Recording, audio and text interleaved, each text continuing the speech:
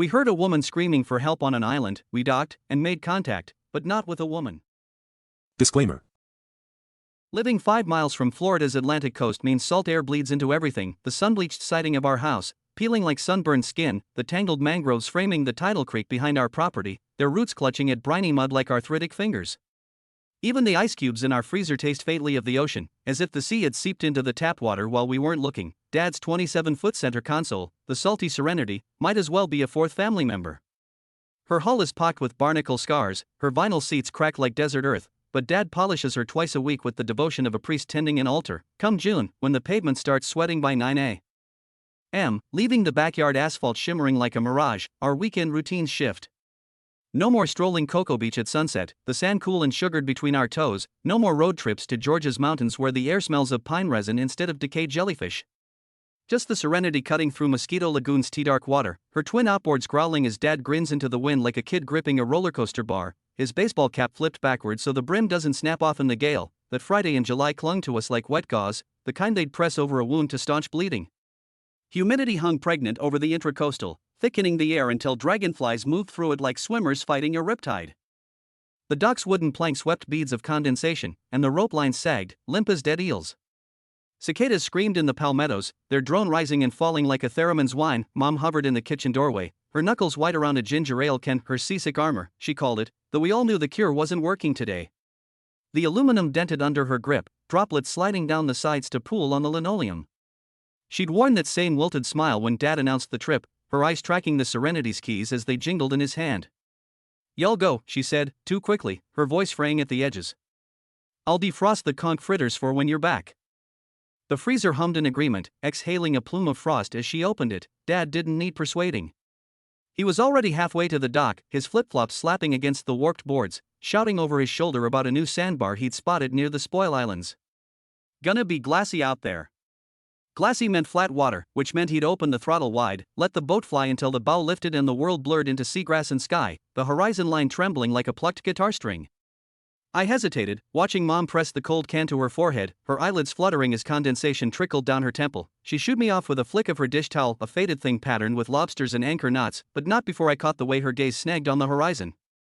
Not wary, but hungry, as if she were staring at a ghost ship only she could see, its sails full of the same wind that used to fill her lungs when she'd raced Dad to the channel markers, back when her stomach didn't turn at the smell of diesel and low tide. The salty Serenity sliced into the bay, her cooler packed with Dad's lime-flavored seltzers, cans slick with condensation, their tabs hissing like tiny airlocks, and my mason jar of lemonade, still pulpy with rind the way Mom insists on making it, the bitterness clinging to the back of the throat like a secret. Mosquito Lagoon hummed with July's feverish energy, jet skis zigzagged like water striders, their wakes crisscrossing into lace. While toddlers shrieked as mullet leapt silver arcs over their inflatable rafts, their scales catching the light like flung nickels. From Sharky's shack, its roof patched with license plates and fishnets sagging with plastic crabs, the tinny thump of Zac Brown band covers drifted across the water, the chorus of knee-deep warring with the guttural croak of bullfrogs in the sawgrass. Dad docked at their warped pier with a captain's flourish, the Serenity's hull kissing the pilings with a groan, and tossed the rope to a sunburned teenager whose shoulders blistered tomato red beneath peeling tattoos of anchor ink. The kid nodded like they'd rehearsed this 100 times, his bare feet gripping the splintered wood with the ease of someone who'd never known shoes. Time dissolved. We ate blackened mahi tacos that burned our tongues, the charred edges crumbling into our laps, their heat cut by dollops of mango salsa so bright it tasted like summer itself. We laughed as pelicans dive-bombed for our discarded lime wedges, their beaks snapping shut with a sound like castanets, wings grazing the water's surface as if testing its temperature. The sun melted us into the vinyl seats, the material sticking to our thighs like warm glue, until dusk arrived unannounced. The horizon bled tangerine and violet, the water reflecting the sky's fire like spilled gasoline, iridescent and dangerous. Dad raised his last seltzer in salute, the aluminum crumpled in his fist. Condensation dripping onto his wristwatch. "Tonight's that outshine days," he said, his voice roughened by salt and sun, and I clinked my lemonade against his can, the glass ringing hollow. I didn't yet notice how his toast sounded like a warning, how his eyes lingered a beat too long on the darkening east, where the first stars pricked through the bruise-colored sky. Darkness fell with the finality of a theater curtain, the last daylight snuffed out behind the Spoil Islands. Dad queued up his night cruisin' playlist, Springsteen's Growl, Seeger's Gravel Road Rasp, that one CCR song he swears every boat needs, and cranked the volume until the bass vibrated in my molars, the speakers buzzing like hornets in a jar. We glided into the unlit stretch beyond the channel markers, where the lagoon widens into a black mirror, the mangroves reduced to jagged cutouts against the moonless sky. The Serenity's running lights painted emerald ripples on the water, their glow dissolving inches below the surface as if the lagoon drank the light whole. The air turned crisp, carrying the sweetness of night-blooming jasmine, thick as syrup, tangled with something sharper, metallic, like a penny held on the tongue. It clung to the back of the throat, a taste that wasn't quite a taste, as the boat pushed farther into the void, the only sound the churn of the engines and the occasional slap of a mullet fleeing our wake. We passed near a lighthouse, a skeletal sentinel perched on Ponce Inlet's crumbling jetty, its iron ribs exposed where storms had gnawed through limestone flesh. Its beam sliced through the dark every 10 seconds, a staccato swish-swish that lit the foam around us in stark, clinical white, bleaching the color from Dad's face and my trembling hands. Shadows leapt and contorted in its glare, seaweed became grasping fingers, drifting logs arched like the spines of drowned creatures. The light's pulse throbbed in time with my heartbeat, each pass leaving afterimages burned into my retinas. I gripped the console, the fiberglass edge biting into my palm. That thing's straight out of a Stephen King novel. I said, too loud, my voice cracking like the gulls screeching overhead. Dad smirked, his face half lit by the GPS screen's ghostly green glow, the other half drowned in shadow. Built in 1887, he said, as if reciting a psalm, back when this inlet ate ships for breakfast. He adjusted his grip on the wheel, the leather wrap creaking. Your great-granddad used to supply the keepers. Said they'd trade whiskey for snapper, fresh snapper, not that freezer-burned crap. He nudged me, his calloused hand rough on my shoulder, the salt-stiffened fabric of his shirt scraping my neck. Relax, kid. Only ghosts out here are the ones we bring with us. His laugh was a dry thing, lost to the growl of the engine. But his thumb tapped the throttle twice, quick and restless, the beam swept over us again. For a heartbeat, the lighthouse's brickwork seemed to ripple, its mortar oozing black as crude oil, rivulets crawling downward like veins. Then darkness swallowed it whole, leaving only the aftertaste of that image, a wet, glistening rot. I blinked, but the tower stood inert again, its cracks and fissures frozen in the brief glare. The air smelled different here, the usual brine undercut by a dankness, like the inside of a storm drain after a flood. Dad killed the engine. The salty Serenity's hum died abruptly, leaving a vacuum of sound so thick I could hear the blood rushing in my ears, the click-click of cooling metal from the outboards. The boat swayed, creaking like an old floorboard, as waves lapped at the hull with wet, open-mouthed kisses. My skin prickled, goose flesh rising despite the humidity. I couldn't stop staring at the lighthouse, its beam carved the dark into fragments, each pass illuminating the tower's peeling paint, its rusted railing clawing at the sky. It looked less like a guide now and more like a bone jutting from a grave, something the earth had tried to bury but couldn't quite keep down. Dad rummaged in the cooler for another seltzer, the crack hiss of the tab deafening. Trust the process, he muttered, though I couldn't tell if he was talking to me or the night itself. Maybe that's why I didn't notice the sound at first, not over Springsteen's growl bleeding from the speakers. Not over the Serenity's hull slapping the waves like a restless heartbeat. Then it came again, a scream. Not the distant whoop of a drunk tourist or the theatrical shriek of a gull, but a raw, guttural sound, the kind that shreds vocal cords, that belongs to animals caught in steel traps. It cut through the bass line, sharp as a fillet knife. Dad, kill the music. I lunged for the stereo, slapping at the volume knob, my palm slipping on its sweat-slick plastic. He flinched. His sunburned face slack with confusion, the pink peeling skin around his eyes crinkling like tissue paper. The speakers went silent. The quiet that followed was suffocating, a wool blanket pressed over the world, smothering even the lap of waves against the hull. Someone's out there, I whispered. My throat tightened, every hair on my arms standing rigid as porcupine quills. Dad's grin from earlier had vanished. He gripped the wheel, his knuckles bleached white as barnacle shells, as the scream came again, closer this time, or maybe the water carried it sharper, honed by the lagoon's curved throat. A woman's voice, fraying into a sob, skated across the black water. My eyes found the island. A jagged smudge in the moonlight, half swallowed by mist that coiled like smoke from a doused fire. No boats. No lights. Just that ragged silhouette, its shoreline clawed by currents that could capsize a kayak in seconds, that could drag you down to where the crabs pick bones clean. We didn't move. Didn't breathe. The Serenity rocked gently, mocking the stillness, her hull creaking like a taunt. I counted the seconds, 10, 20, 40. Nothing.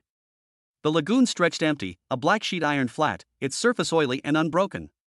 No life jacket bobbed in the swells, no hands broke the surface, fingers splayed like starfish. Only the island, hunched and silent, a place where the water itself seemed to hold its breath. Waiting to exhale its secrets. Help! The cry tore through the night, brittle and fractured, the vowels splintering. Dad fumbled for the spotlight, its beam quaking as he swept it over the water, the light catching the iridescent swirl of baitfish fleeing some unseen predator. The island loomed, all jagged coral teeth and spindly sea grape trees, their leaves glinting like knife edges in the stark white glare. "Where are you?" We shouted in unison, our voices thin against the vastness, swallowed by the dark as if the lagoon had no bottom, no end. "Being followed." The reply screamed. "Followed?" My mind snagged on the word. "Are you on the island?"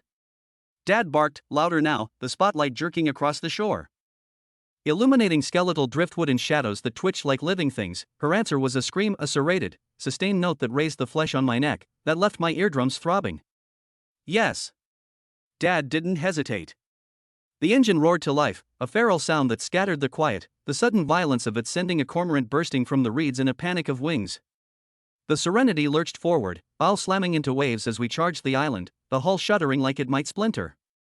The cliffs reared up, pitted limestone glowing bone-white in the spotlight, pockmarks gaping like eye sockets.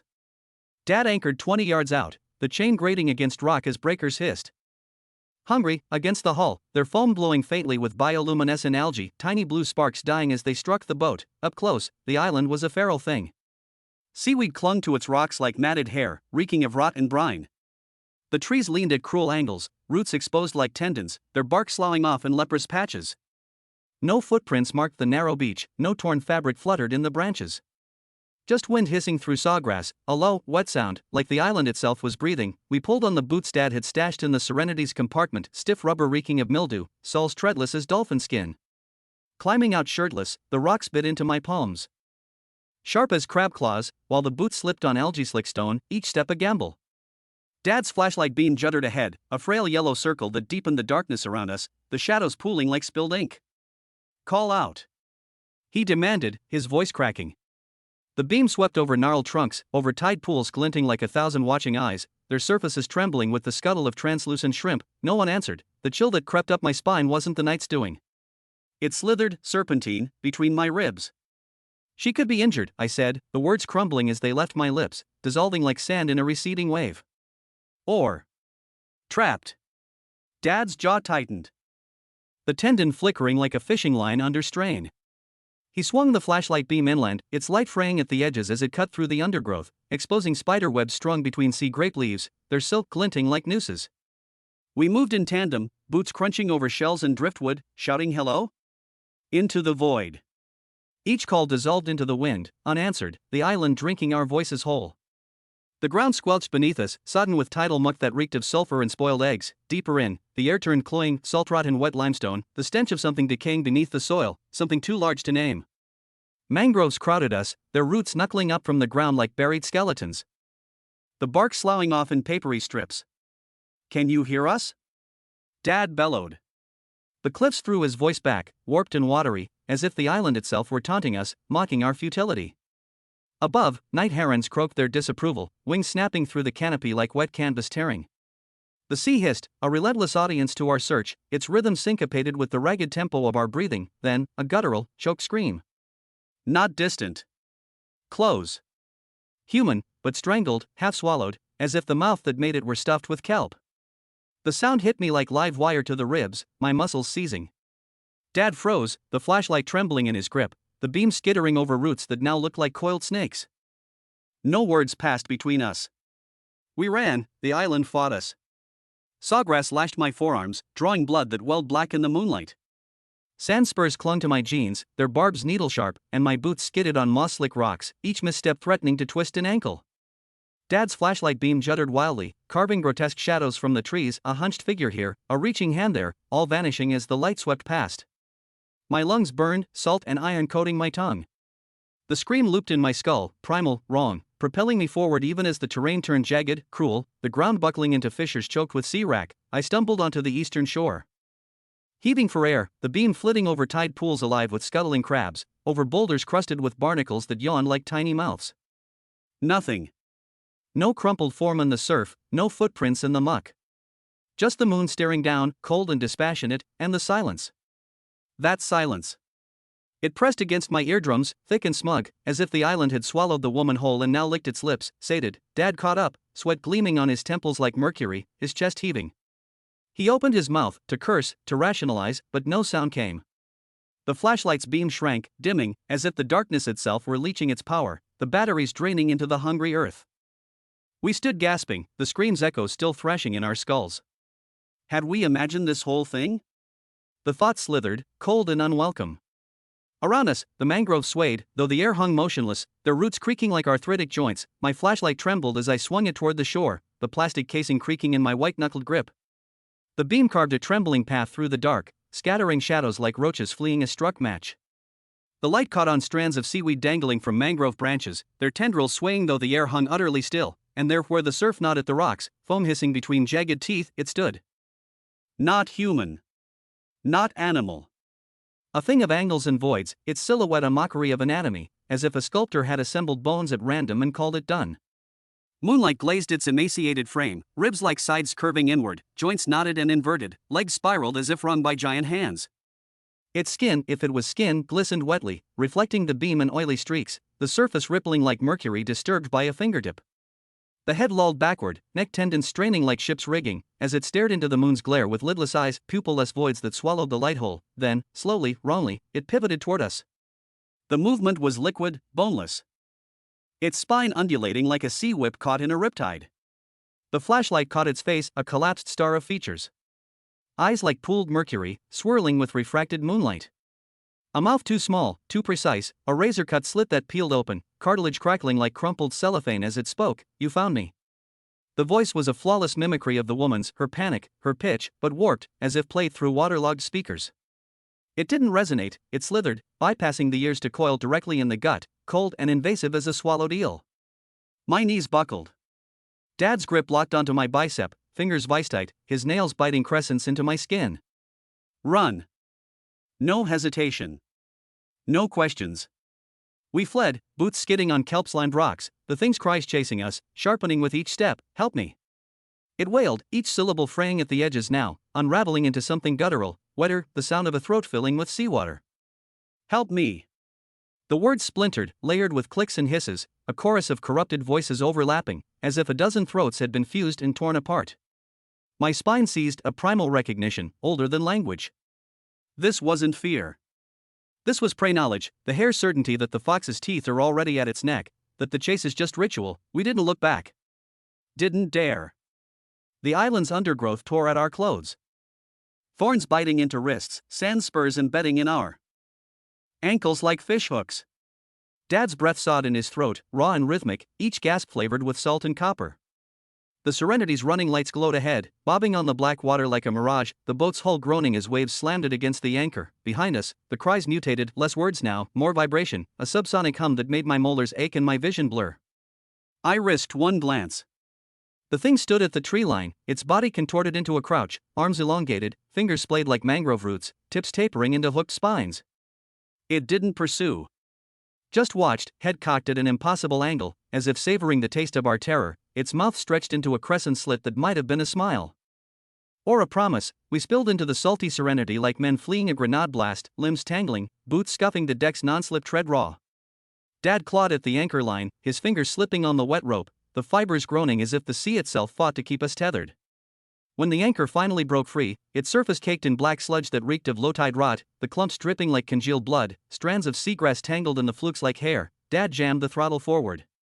The engine screamed, a feral sound that drowned the island's silence, the RPM needle trembling in the red as foam boiled beneath the stern. Water churned behind us, the wake glowing faintly with bioluminescent algae, a ghostly trail that pulsed as we raced toward open water. The blue-green sparks swirling into shapes that might have been faces or hands. I gripped the gunwale, refusing to look back, but the thing's voice pursued us, crisp as a gunshot across the waves, its timbre flawless, inhumanly precise. Come back. It shrieked, its tone now slick, almost musical, a lullaby wrapped in razor wire. I need help. The words slithered into my ears, stripped of their earlier desperation, each vowel polished to a predatory gleam. This wasn't a plea. It was a performance, a pantomime of distress laced with a giddy, venomous edge, the sound of a child's music box cranked too fast, its melody warping into dissonance. What we encountered that night defies logic. If you're reading this, if you're skimming Florida's barrier islands at dusk, cocktails in hand, laughter spilling over the rails like something the night can't wait to devour, heed this. When the wind carries a cry from some lonely spit of sand, when your gut knots at the too perfect pitch of that help me. Do not answer, steer clear.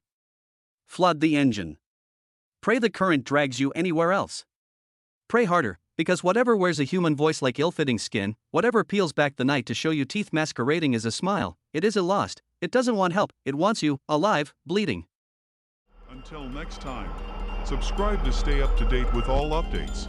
No screamers or shocking moments, only comfort and safety. Bye.